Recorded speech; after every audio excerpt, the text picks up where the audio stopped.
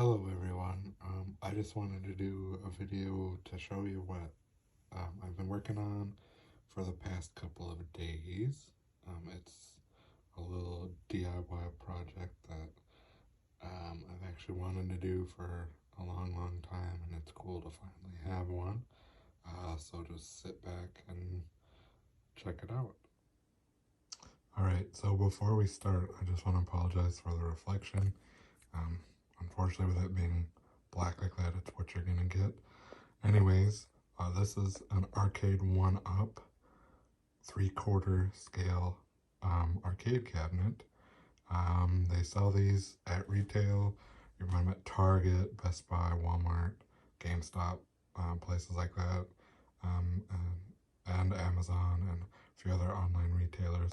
And anyways, what this company does is they replicate old school full-size arcade cabinets with, you know, parts that are easier to manufacture today to make the price cheaper and more affordable for in-home use by being smaller.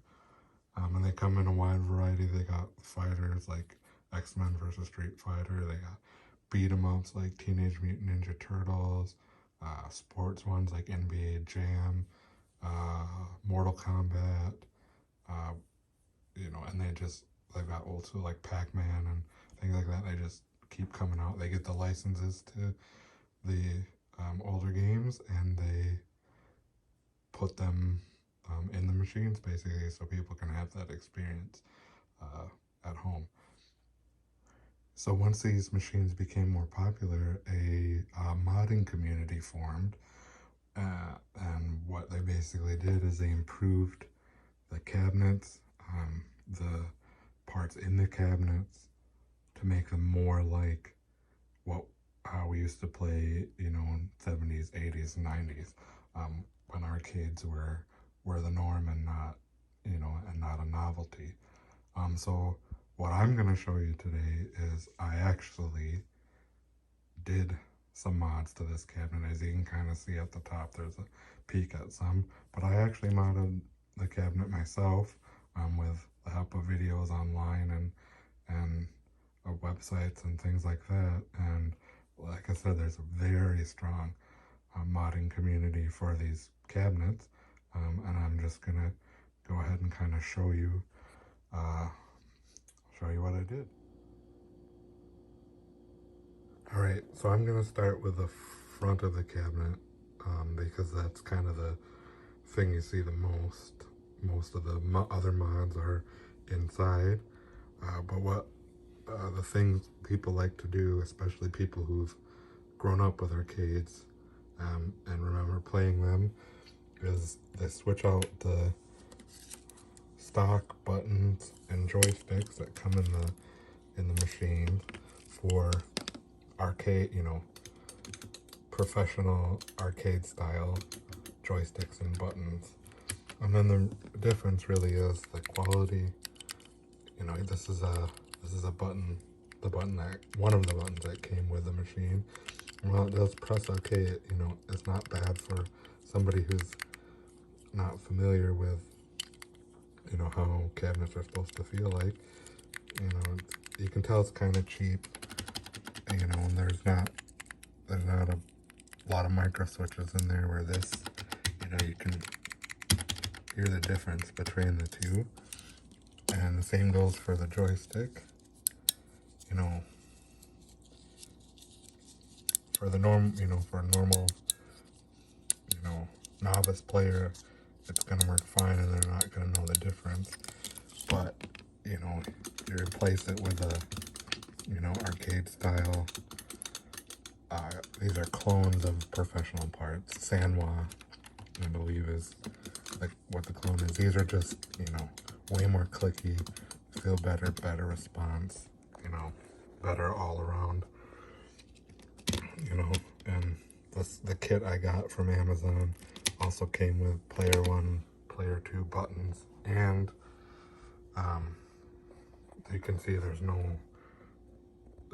because it's a home arcade, there's no coin coin slot, and you know, it's set on free play, but a lot of the games need, you know, require you to enter coins to play them.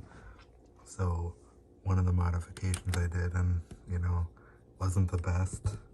I gotta go over this with some paint, but I did add the same buttons that are up here to the front of the cabinet here, and these act as your coin slots here. All right, now we're in the back of the machine where most of the modifications happened. So what this is actually the monitor screen. It's an LCD screen, 17-inch. That is stock. I did not remove that or change anything with that. But what I did change is when you get one of these machines, it comes with this metal box, and this is actually the circuit board where the games and games, audio, video, everything is run off of. And you remove this and, you know, set it aside, toss it, sell it, whatever. And then you replace it with the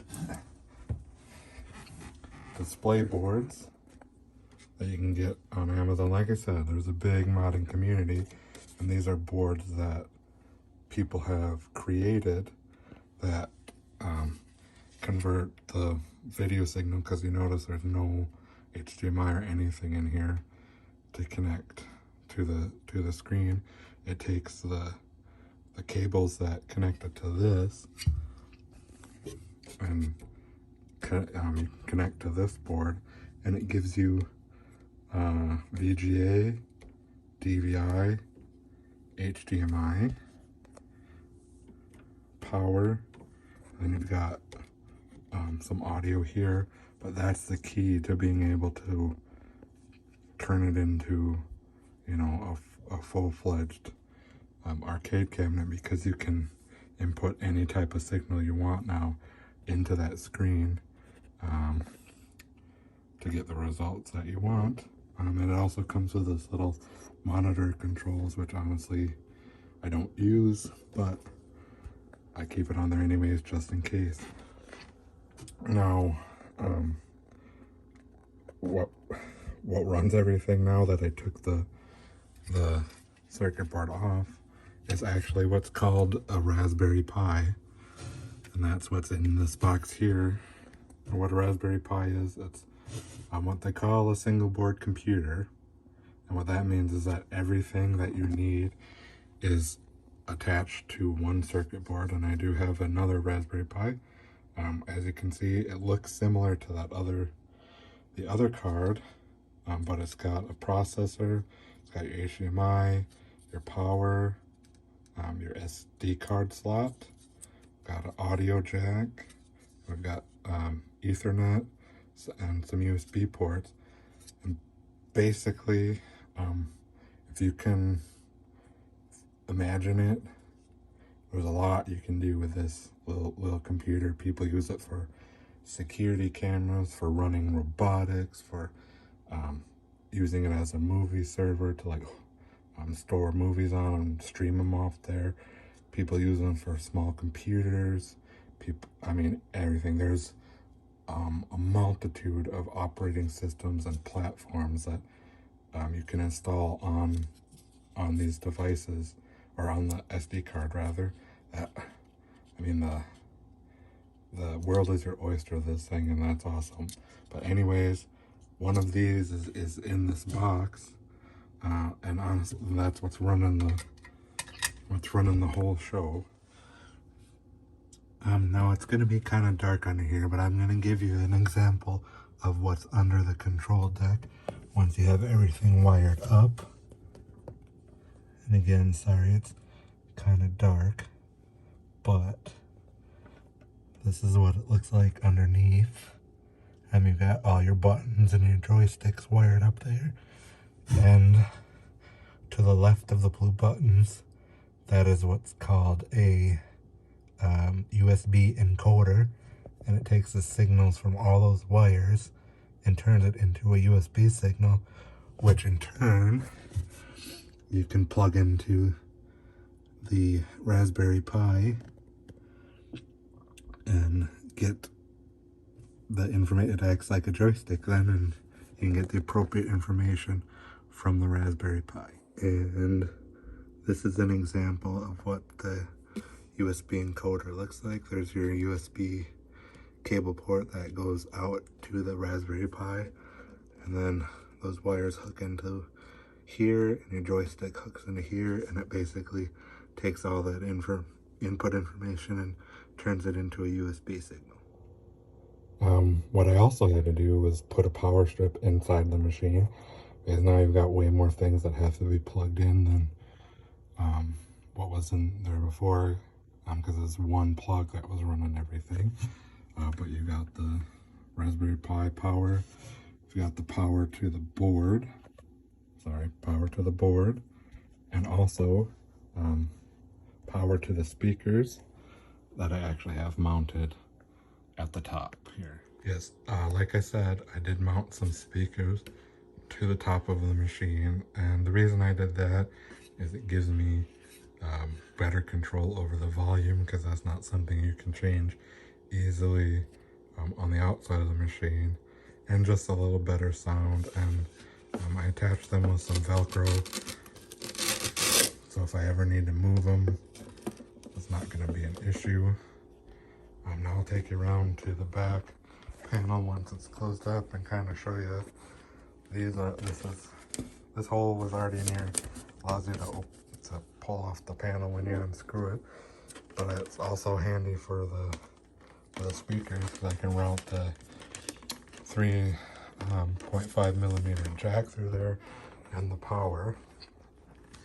And then down here, I did have to bore out this hole a little bit so I could get the power strip cord in there. And how I did that, and it's actually the same as I did for the buttons in the front of the case, is I use this step bit, and what this does is it drills, different diameter holes. You get to one and you keep going, it'll drill that, keep going. So I use this to make the holes for the button on the front, the coin slots, and to widen this hole in the back here. So now let's get to it looking all nice and snazzy and powered on. Alright, so I do actually have it also plugged into a Wi-Fi outlet. So let's turn it on and see how it looks booting up.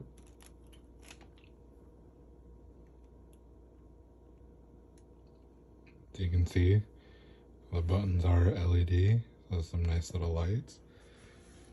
You got HDMI input now. It's going through its loading screen here.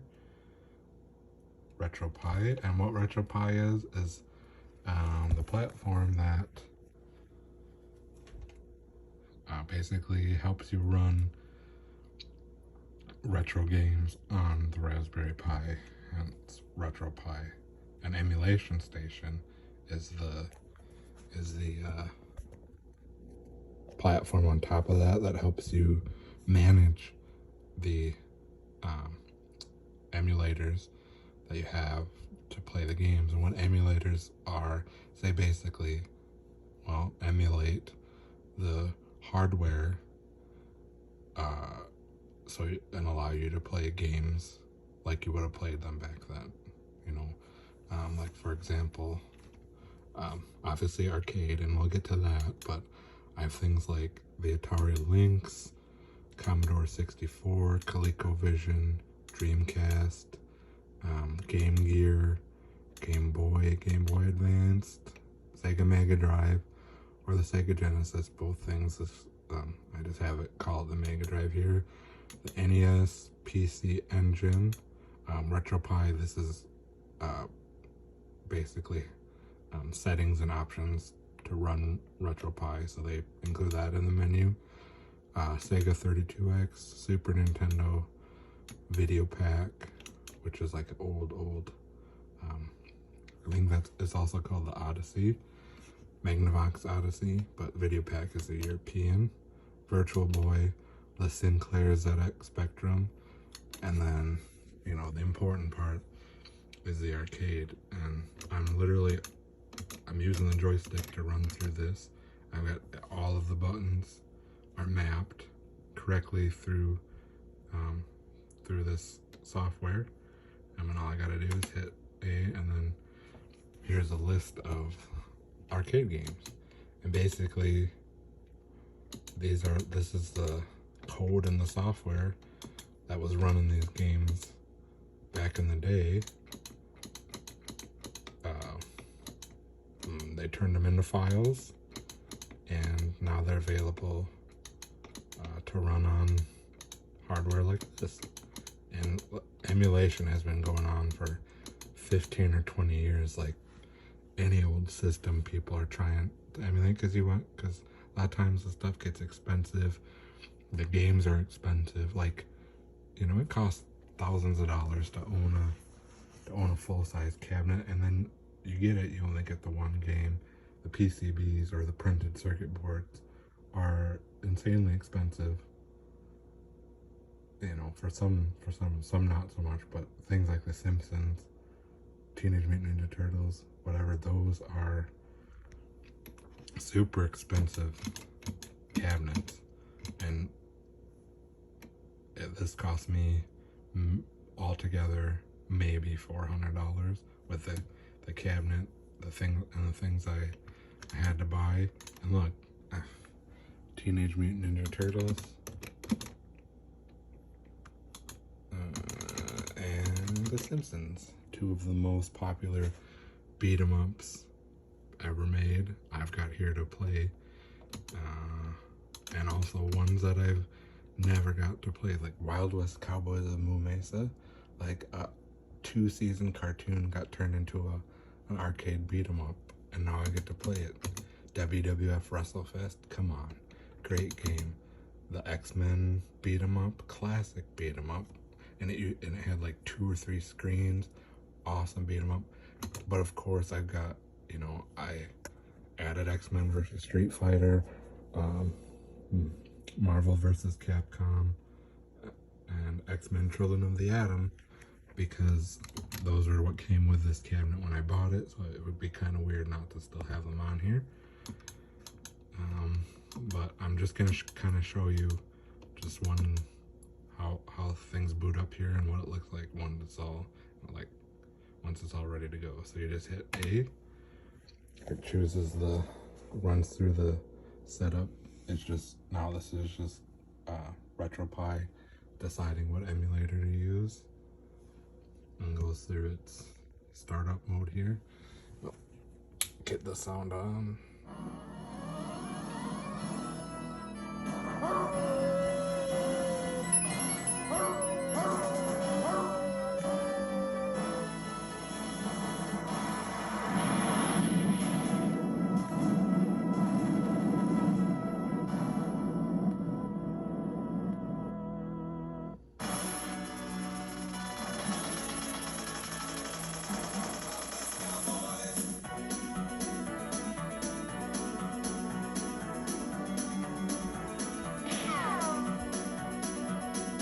Go. There's the intro screen. I'm actually going to let it go into attract mode here for a minute. If you just sit here for a minute, it'll start doing gameplay. This is basically what would go on when nobody was playing the game. They'd get people, ooh, this looks neat. I should come play this. So this is what happens. Or if you come down here and I hit this button, it's gonna add coins to the bottom right there. Hit the start button, and then I can choose my player: Buffalo Bill, Buffalo Bull, Moo Montana, Colorado Kid. There we go. We're gonna go with Colorado Kid.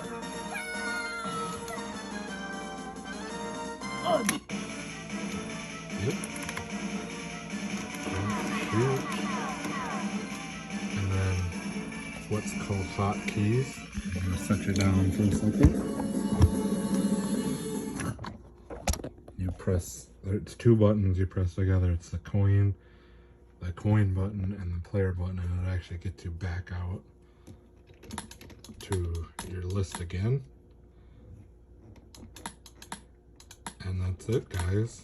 I went from a stock arcade to my very own coin-op machine rather, to play whenever the heck I want. All these games that I miss playing, that when I went to an arcade, this is what I did, reliving my childhood.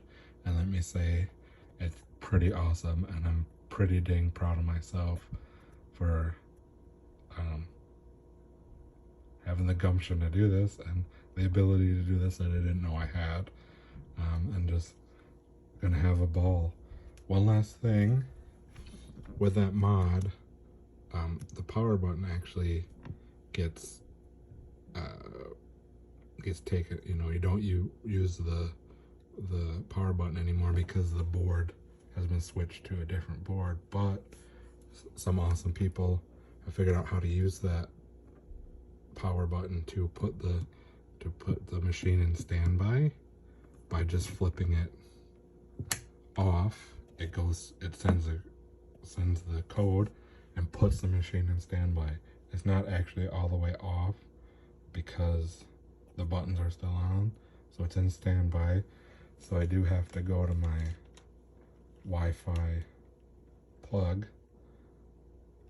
If I want it to go all the way off, then I do that. And there you go. Thanks for watching my adventure, guys. And if you have any questions, just let me know, and we'll see you later.